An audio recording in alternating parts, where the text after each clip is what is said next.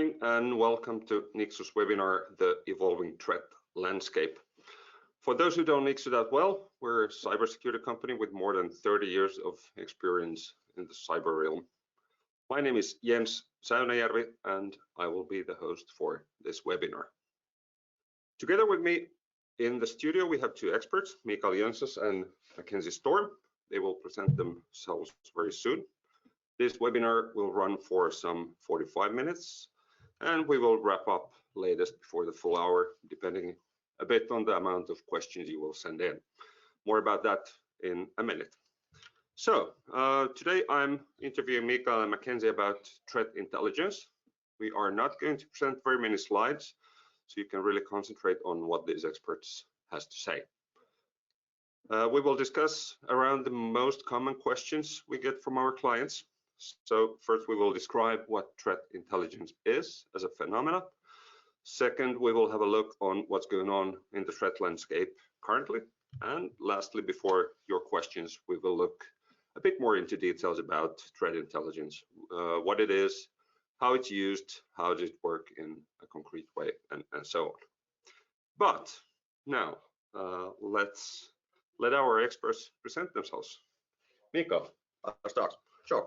So Mikael Jönsas, I'm a senior security consultant here at Nixu, and I'm mainly doing digital forensics and incident response, but I'm also moonlighting in this threat intelligence team that we are also having. I've been in Nixu for a little over 4 years now, but doing cybersecurity stuff, I've been doing it like for over 10 years now, and in the field I've been for over 15 years. Thank you, Mikael. And Mackenzie, please. Yeah, thanks. So my background is in law enforcement and after that in international relations. And I'm a threat intelligence analyst on the team. I work in that team 100%. I'm also the product manager of that team. As Mikael mentioned, he works in there as well, and we have quite a diversity of backgrounds in there. So as you might hear from mine, I'm a bit more on the strategic side that I come from, but we have other members that are strong in a bunch of different fields that really gives us what we want on the team. Thank you. And as said, my name is Säynäjärvi. I'm the security operations lead at Nixu at the moment, and I have a background within IT for 8 years now. Before that, intelligence and policing mainly. But let's get into the questions. So if you have any questions during the discussion, please write them down directly in the questions box. We will try to cover as many questions as possible in the end, and please do write them right away. We try to react also on questions that are sent in for something we're discussing at the moment. Very good. So as I said, there's many questions from our clients usually, and they tend to be the same ones. So we have gathered some of the questions together and giving kind of a answer to all of you at the same time. So starting from threat intelligence, I mean, I understand threat, I understand intelligence, but threat intelligence, what is threat intelligence, and foremostly, what is it not? Mac, please. Yeah, well, I think it's easy to say that this is a very general term. It's used by a lot of organizations in different ways. So I think the most familiar might be that, you know, threat intelligence are the indicators of compromise, right? The IOCs that you're adding to the SOC, your security operations center, to really inform it.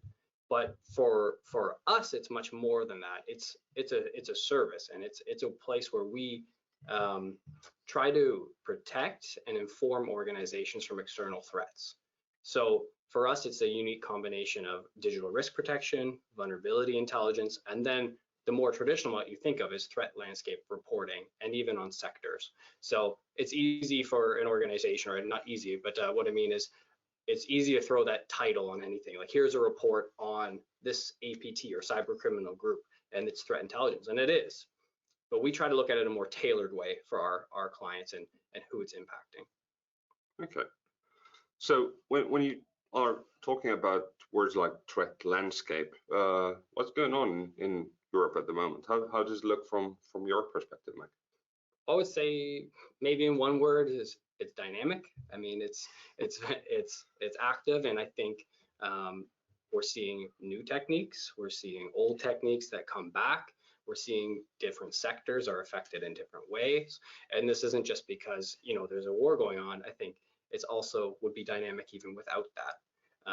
So on my mind, there's a couple big issues right now on a European landscape, but that affects certain sectors more than others. You mentioned reports. We're going to have a look at those in the end of this webinar, so stay tuned. So if we look at different industries, let's take finance as an example. What's the threat landscape in finance at the moment? Yeah, sure. Well, I think so for something like the financial services sector, it really depends on what your organization is within there. And for us and our team, we're going to be presenting sort of a different threat assessment for each organization. But as a whole, it's fair to say that the financial services sector is one that is being actively targeted by cyber criminals. So there are other sectors that are not, and so our threat assessment would be quite different for that other sector. But financial services is one where threat actors and cyber criminals have figured out that if they exert pressure, whether it's through encryption or some other sort of extortion, that they're likely to get a payment. So not from all companies, but they have some success there. So we see them coming back time and time again. And this might change, but right now this is quite a hot area, I guess you could say. Likewise, I would say we're seeing some indications, even just in the past couple of weeks, of the energy sector being targeted more and more, especially in Europe. But I think the key takeaway for organizations or for people watching is if there's something that makes a sector vulnerable, we all know what the energy prices are right now. We all know the impact of the war on it. That is a place that cyber criminals and threat actors will go after because it means they're more likely to get a payment. So we saw the healthcare sector affected during COVID, right? So that's the thing to pay attention to. Is you can watch these geopolitical or other developments. When a sector becomes vulnerable, it's going to get attention. Sure. So at the moment, is there any sector that could be like, phew, it's not considering us the threats? We're out of threats at the moment. Yeah, well, I don't think that's probably an approach you would take for any sector. I mean, there's always opportunistic activity, right? We see that ransomware actors will go where their attacks are. Yeah, where they get in, so they will utilize every single opportunity to get a buck. Yeah. So we would certainly rate different sectors as actively targeted, that they're going at it. But another one might be, it's opportunistic attacks. There's very few that we work in that the risk level is low enough that we say, it's not going to happen to you. But it's unlikely, right? But it's happening to some people in your sector. Sure. You mentioned war already in a few sentences there, and everybody's obviously talking about Russia's war against Ukraine. What would you say that would be the kind of major takeaway from threat intelligence perspective regarding the war? You want to take this one? Sure, well, I can start. I'll jump in. I guess my main takeaway is that we haven't seen anything, and Mikael might correct me here, that's very startlingly new. It's like, wow, we've never seen this before, or somebody pushed this button, this power plant blew up. What we've seen is sort of the things we've seen before and what we've probably expected. We believe that those involved are capable of more, and we've seen that in the past, and Mikael might touch on that. But what I would point out here is that this war is not over yet. So we see a lot of articles and assessments of, why Russian cyber attacks were not successful, and I would counter that they have been, but the military has not, to exploit those. But as the situation becomes more desperate or more violent, or the economy suffers, we might see more active measures. Mm-hmm. Yeah. So what you're saying is that there's nothing new, nothing special per se in the war, but there's old techniques, old known ways of working. Yeah. Is that so, Mikael? Pretty much, yeah. So we have the TTPs, the tactics, techniques, and procedures. Those match pretty good on known actors like APTs, like advanced persistent threat actors that are usually like nation state-wide operators.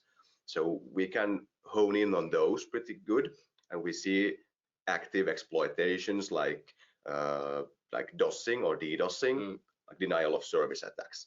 And we also see like ransomware attacks, or should I more likely say wiper attacks in the Ukraine currently. Yeah. So there are like a difference between ransomware and a wiper is that you most likely will never get any kind of an restoration possibility from a wiper as you would get from ransomware. Okay, so a wiper wipes. Wiper The wipes, purpose it is not destroys, to make money, right? It's Yeah. just to destroy everything, yeah. So Okay. that's the main difference with those ones. So that's what we've been observing in there. But then again, as you also noted, the different kind of sectors in here. So there has been also like talks about some like honing into energy sectors, in example, for like factories itself. So that has also been observed that, yeah, the affiliates of Russians or Russians itself has already been doing this, but they've been also spotted. So nothing huge impact has been going on in there yet. But then again, in, was it 2017, there was also this one of the biggest like malware campaigns against a, was it Saudi Arabian petrol plant that was also from the Russian sides, or it was assumed to be Russian sides. It was called a Triton. So that was also one that was messing around with the security controls within the whole plant. So it had the potential of causing real disturbance in the plant itself that may cause it to shut down, or even have some hazardous like blowing up or something else might happen from those ones. I think it's worth focusing here too on maybe one of the more remarkable attacks during the war has been on the Viasat. Yeah. But as we mentioned, we're seeing old techniques. In this case, it was a VPN, wasn't it? Yeah, it was a breached VPN that they got entry into, and from that point they got into the networks. They moved laterally within the networks. They found a way to get into the maintenance networks in there that had the connections to the was it over 10,000 satellites that were affected by those networks. Yeah. So they were like poking around, issuing commands, and generally trying to brick every single terminal that was connected into those maintenance networks to get the networks unoperational. And that was mainly targeted within the Ukraine, but that also spilled over then to Germany, and it was also in Finland was a few, but mainly in Europe. Yeah, and again here we're seeing, you know, something that we noted back in I think Q1 or Q2 last year. Yeah, about, Q1 last year. Yeah, exploitations of VPN vulnerabilities, and so you know the issue here is not some new form of attack; it's something that wasn't patched when it should have been. Right. So yeah. Yeah. So this one was misconfigured. Oh. Well, but anyway. Yeah. So we know that we have clients, and there might be someone online at the moment who have operations in or have had at least operations in Russia and Ukraine. Is there any kind of general advice you would give to these clients from the observations you have made during a past half year, or because I'm saying half year because I've heard that there were some things that you predicted as well. Yeah, exactly. I mean, we watched the landscape closely, and you know, we don't have some magic wand where we're detecting things before, you know, an American intelligence agency, but we're tuned into where we would hear these things first. So it means they could be publicly accessible. It could mean they're on the dark web. So yeah, back in November, we were sending warnings to some of our clients who had operations in what we suspected would be impacted regions, and we built on that since then. You know, Mikael's been quite instrumental in some of the advice we've given more recently to organizations, especially if we've seen companies leaving. Yeah. I don't know if you want to go into some of those steps about, you know, removing IT resources or local employees. Yeah, well, we could go later on into some kind of remediation tasks if you want. Yeah, sure. Yeah, that's we can go into that one. Yeah, but that is a very good segue to businesses and how businesses actually use the threat intelligence they get. What kind of understanding do you have of the using of this TI information? Yeah, so I think the way in which we present it is you know, it's for an IT audience, but it's also written in a way, especially in our quarterly reporting, for, you know, your CISO level, your board level to get into it. And so we approach it from a strategic, operational, and tactical level, and we call that intelligence in those levels. Some of these topics, whether, you know, that could be on the war, for example, or the rise of hacktivism we've seen lately, it can be information that affects your internal risk assessment. Right? We've done intelligence requirement investigations for organizations to determine, the public information that's available on their employees or their board members. And so again, it's, here's what we could find, or here's what we're seeing. Maybe your internal risk assessment should reflect this. Yeah, maybe you need more safeguards. But then we can really get into the technical level, and this is the way we write our advice is, okay, here's the issue, this is how you understand it, but then here's recommendations. And here you might be handing over it to, your tech lead or your IT leader, and getting into, this is what you can configure in Microsoft Teams, for example. Yeah, for example. Or in your email authentication, or what sort of authentication you should be using. Yeah, adding security posture with layering, that's the point. So we're not just advising that patch, but if there's which is a good advice. Which is good advice as itself, yeah, but there might become a vulnerability that is not yet patched. So we also try to find out, like, how can we create a workaround for this one? How can we mitigate this before a patch is coming out, if it's possible? So if there's a place where we try to make ourselves unique, and I think that's just a good practice, is that we're trying to give practical, actionable advice. So anytime we're writing, a piece of advice or steps to a client, it's not like, oh, this is cool, I didn't know about this part of the war. It's, here's what you can do practically. And we always try to hit that. Yeah. So you talk about reports, you talk about advisories. What is it concretely what you're sending out to the clients? Yeah, so it depends. As I mentioned, we have these sort of three pillars. So there's a digital risk protection element, there's a vulnerability intelligence, and then there's the threat and sector landscape reporting. So for the latter, that's more of a quarterly report sent out every 3 months, and it touches on all the trends we've seen and also the things we've seen on a daily level.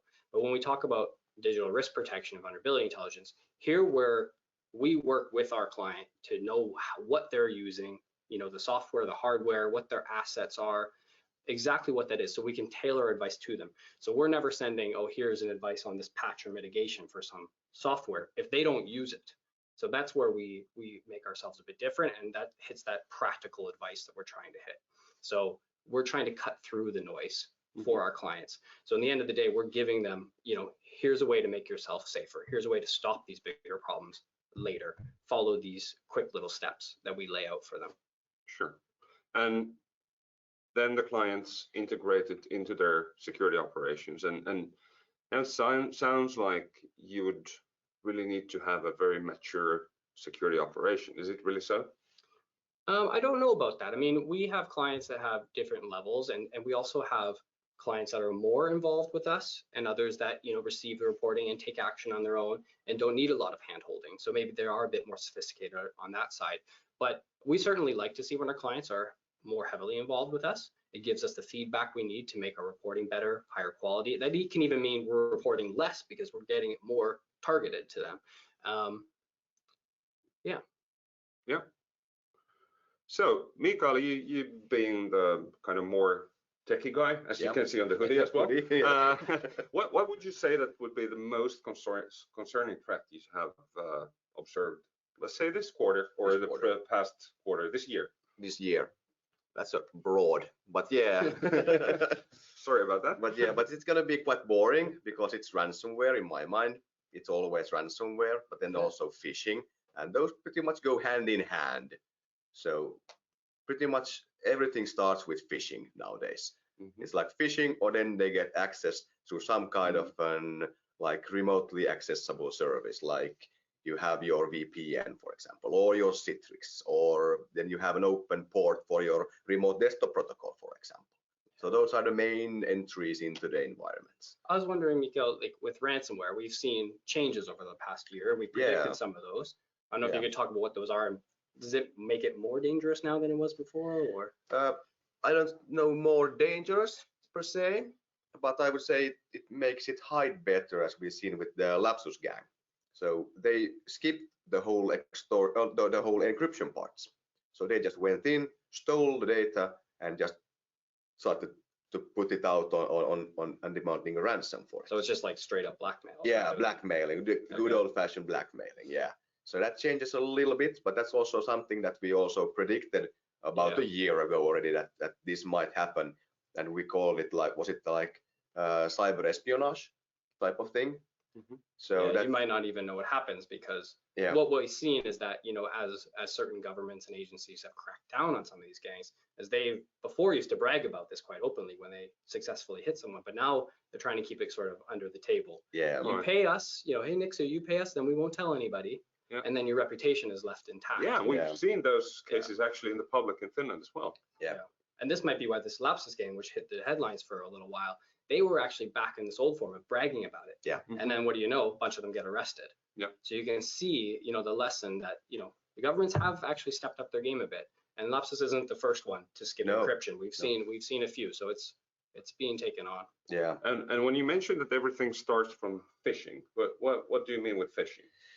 It's an email basically. So you get an email from someone that you most likely wouldn't expect, but it usually includes some kind of an attachment or then just a link to some obscure pages. But nowadays, when we click on those links, that will prompt you for your logon passwords after that one. So those are something that we call a man-in-the-middle type of an attack. So it's quite rare to see it like landing anymore on a fake landing page. Those tend to nowadays be more like a proxy page. So it's just taking the connection from the source and it's presenting the real page. In example, if we're going to say like an Office 365 page, so it will look exactly like your own company's O365 page. It doesn't differ at all. So you enter your credentials, it just passes on and gives you the right permissions and you get it wherever you wanted to go. And you don't see anything going wrong in there. I was sitting with the security operations center yesterday. Yeah. I was seeing some of the things they were finding, and it's almost like it's beautiful. Like they're making exactly what you think the login page should look like. Yeah. And people fall for it. Yeah, but Yeah, well, obviously, if it looks exactly I the mean, same. they're making billions. Like, Yeah. So Yeah, so there is actually a man in the middle, Yeah. watching and giving or getting the credentials. Yeah. And everything starts from someone, a human being, making a mistake. Yeah. And not on purpose. and that's why it's so important. And I think our reporting does well on this is letting our clients know about the latest techniques, what we're seeing emerging. Maybe it's in phishing, we're seeing PowerPoint used more and how it's being used. Last quarter it was Excel. Because these can be points where you can educate your employees on this is what you need to be a bit careful for. And then a guy like Mikael or one of our other members of our team come in with here's the rules you can change behind the scenes so that actually employees receive less of this. Okay, Yeah. so if I would be the CISO, I would look at the report stating that okay, phishing techniques have emerged or changed or whatnot, and then on the other hand, I would need to talk with the techie guys to change the rule set, which you give advice to. Yeah. On the other hand, I would probably need to talk with internal communications about advising how to avoid being a victim of fraud. Yeah, I would agree with that. There's sort of always going to be those two elements, which is one, everybody look out for this, but then let's see if we can actually prevent them from getting it in the first place. Disable macros or what else can you do so it reduces the risk? Yeah, have the multi-factor authentication enabled for real. For really. Yeah.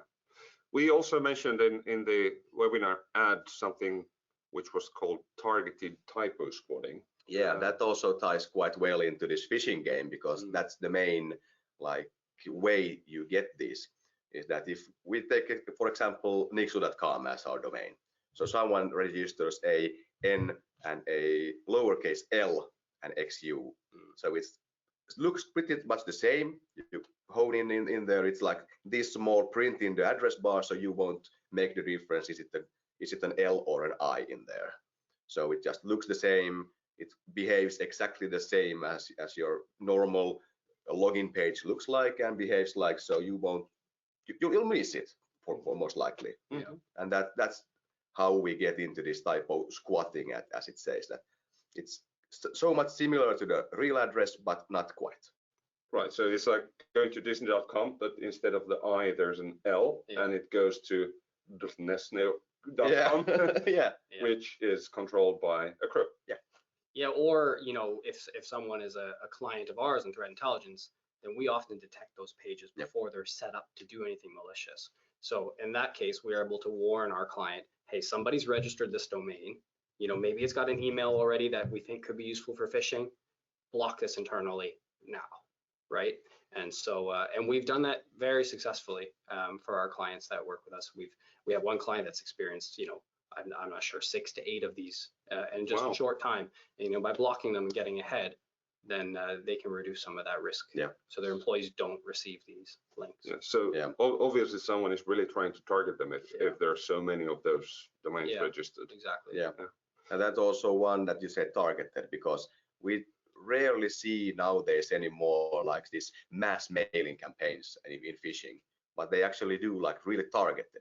They like send 2 to 10 emails. They check the LinkedIn profiles that, okay, here's the most likely victims that I will gain persistence in there. That they might be a little bit less tech savvy, as those tend to just click on links and well, they fall for this a little bit like easier. Yeah, they're smart enough to figure out, what's all out there on LinkedIn and things like this. We're going to target the finance department of this organization, not just everybody, right? So. And there's 2 reasons, because finance itself, and they might not be that tech savvy. So. Yeah. Easy money after that. Because their job is to do something else. Yeah, exactly. Yeah. So how do you see it? Is there some kind of threat that no one is paying attention to, but should, for sure? I think I could, bring up here is there's old techniques that, maybe we told you to talk about with your employees 2 years ago, and now you think, okay, that's gone now.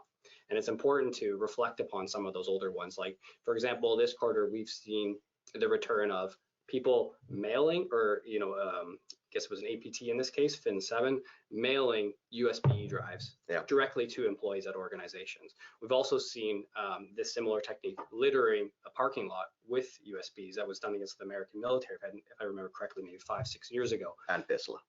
And Tesla. Yeah. And so, you think, oh, hey, free USB. And I think maybe our awareness was a little bit higher on those type of threats several years ago, when that seemed more concrete to us. But now that we focus on things like phishing that are in your email inbox, maybe we're back and thinking, oh, hey, free USB. But you have to sort of keep up on those. And that's why we try to hit those in our report. Okay, we're seeing this again. There's a, just like in law enforcement or in police, like copycatting happens, right? If somebody sees one gang having some success, they might try it too. So if we look at the threat intelligence as a service, you get the advisors, you get the reports. Can it be a standalone service, or should it always be paired with some other more mature operation like security operations center and so forth? I would say it's absolutely standalone service. It's capable of working on its own, and about half of our clients, I would say, they don't have the Nixu Security Operations Center. They might have their own with another provider or their own internally, and we do our best to provide them with some stats that they compare to their own on that end. But the service is completely mature, that it works without any sort of other tie-ins. But of course, there are some mutual benefits, and we make sure to highlight those. As Mikael shared, he works primarily on the digital forensics incident response team, and we have other members too that split their time, and that's so that we benefit from their knowledge. Really key to our threat intelligence team is peer review. So there's never going to be a day where I'm alone and I find some issue on a client's asset, and I write it down and I write the advice and I send it off myself. We're always going to check with our other experts, and we're going to find problems, or hey, have you recommended this, or I don't think this is a big issue, maybe we'll disagree over it. But this is where it's really good to have a bunch of different backgrounds, and our close ties to things like the SOC and DFIR really benefit there, as well as the more substantial ways we work with them, such as using our tools, which are different, to investigationally support things that the SOC finds. So for a mutual client, that can be quite seamless. Yep. We have a question which I think we could take here in the middle, and we have someone who's listening and wondering whether you can do TI yourself. It's a good question, I think. Yeah, it is. I mean, absolutely you can, and I think a lot of people probably do. I know just from speaking to presentations we do have with clients is that they are trying to keep up with the landscape, trying to keep up with their sector. But it can be very tough. Of course, there are tools out there. There are providers of things like digital risk protection, vulnerability intelligence is coming in now as well, being provided. It's quite a bit more general than what we provide because ours is more tailored. But you can, as an organization, buy these tools and hire individuals to do them. But what's special with Nixu is we have an expert team that has a lot of experience in this, and honestly, it's probably cheaper because to scale up to do the sort of work that our team now does would, I think, take a lot of resources, and that's where we try to focus our energy. How can we provide this for organizations that are already struggling to cut through the noise of all this, these patches and threats? So that's where we try to come in and say, this is what you yourself need to worry about, not everybody. I also hear that there's a discussion about using threat intelligence in the right way, so to say. So how common is it for, and we're not talking only about this service Nixu is providing, but threat intelligence in general. How common is it to use it in the right way? Yeah, well, I think, or using it at all? Yeah, well, for our clients, certainly, we have, most of them are very active with us, and our advice, as I mentioned, is focuses on this practical, right? There's the practical stuff for maybe the CISO, there's the practical stuff for their IT team, and we really try to put our energy into delivering that. Again, we don't put ourselves in the business of, here is the Nixu threat landscape report for 2021. Here's the stuff we saw last year. That can be great, but we're trying to, really dive in on certain sectors and the new techniques, and you want to know about that more often than every year. In the same way, we're not focusing too much on one threat actor and everything you want to know about them, where they're from, what they do, unless, of course, it's impacting one of our clients, or could, or in their sector. Or did. Yeah. So, of course, we're watching these things, but this goes into what I said earlier, is we're not trying to just say, here's a cool report that's kind of fun to read. It's a lot more hands-on, make some actions here that hopefully help you later. Yeah, and then also on the TI, so when you're talking about threat intelligence, so it might mean like 11 different things to 10 different people. Yeah. So what we think about threat intelligence might not be what one else could think, more like indicators of compromise that you feed into your whatever systems. That's also a type of threat intelligence for sure. Yeah. But that's not really something that we are honing on to. Yeah, we often call it threat intelligence as a service here at Nixu. Yeah. Because what we're providing is different than that general term, but we still think it fits what we're doing because it is protecting from those external threats. It's just a bit more actionable and proactive than something like you're talking about. Yeah. There's also a very good question I would like to raise here. It's about how you do the actual work. So you talk about getting this all information about typos, targeted typo squatting things, and etc. Talking about processes and tooling. How do you do the actual work?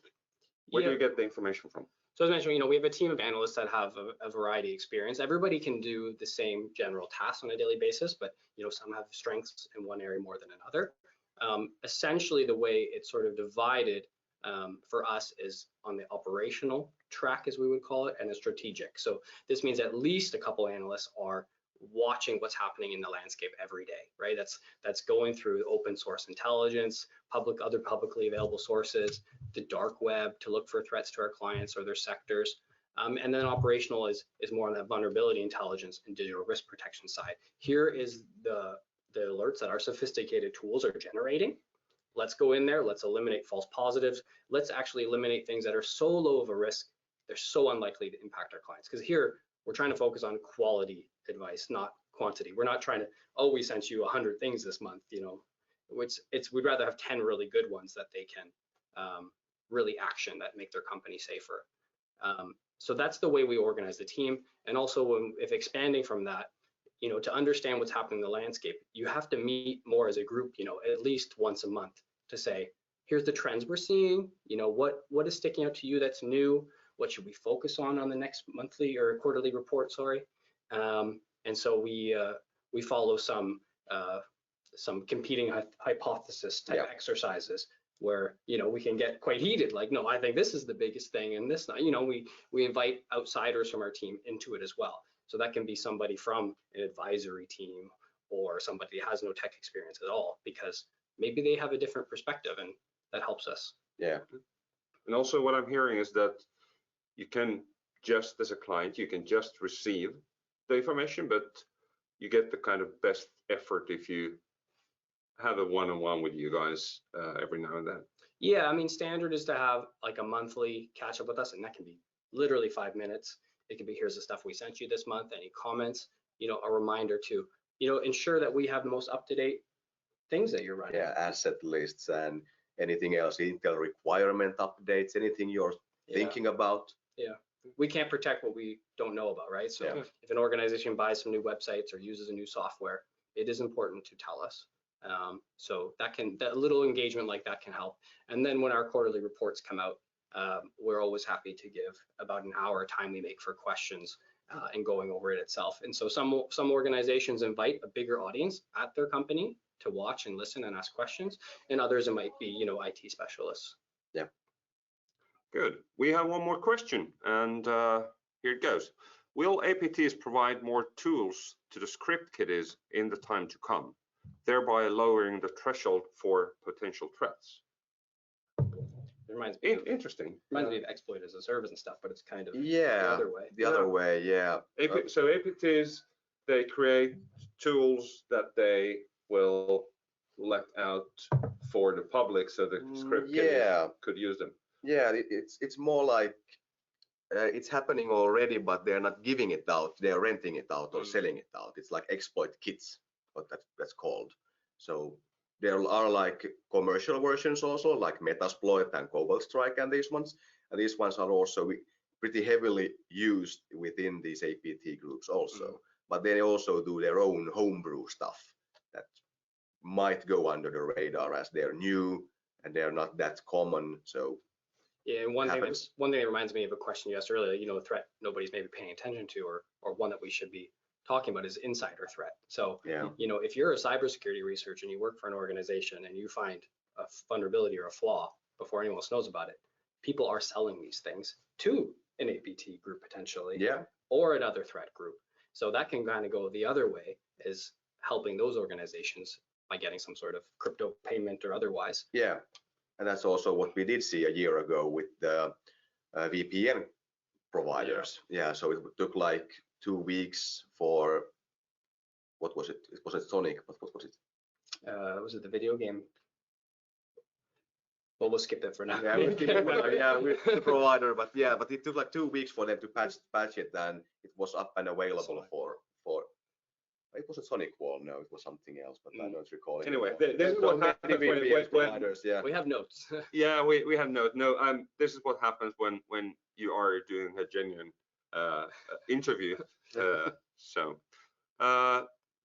And it's the same Full secure, yeah. Full secure, yeah. That's the one. Thank you very much. You know who you are. Thank you. We appreciate it.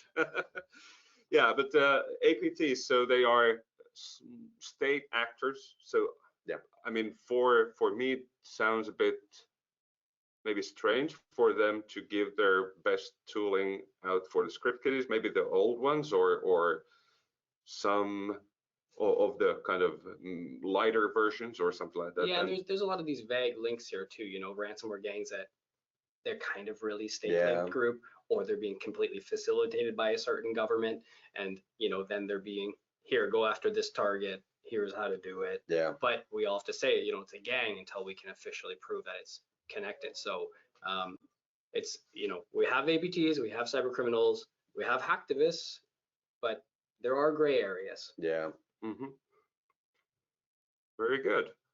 It seems like we're running out of questions, which either tells that we're covered it all, or then it tells something else. Or didn't cover enough.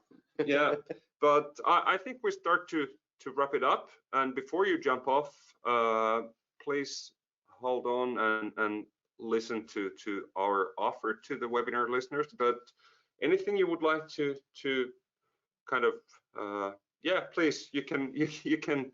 The technician here got confused because I didn't do as we had planned.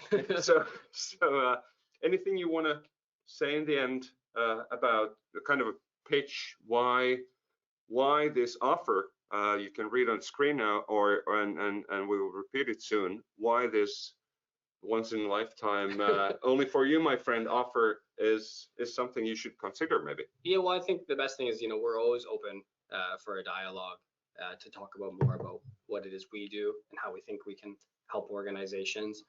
And again, our focus is to help, an individual organization. It's not this broader, threat landscape reporting. So we are watching the greater threat landscape, and we will report on that, but we really want to try to help and facilitate an organization, whether it's in a report that they can take up to board members or just that active advice that their IT teams can actually action. So yeah, happy to talk more.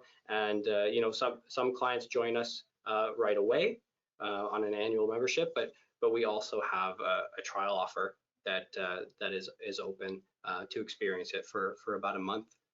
So that can get into, some of the quarterly reporting is hard to deliver in that short period, but we will do what we can. But it's really to, start the onboarding, meet the team, ask the questions, and give some of that active monitoring so you can see what we're generating and if it's valuable to an organization. Sure. And what you said to me before this broadcast was that you will personally read the threats at Nixu.com, because I personally dislike these group email boxes or where you're not really sure whether someone is reading it. So you are actively looking at it. This is our team one. So our threat intelligence members are using this email, and I answer there personally. So that goes directly to my email as well, and it's a good spot to contact us.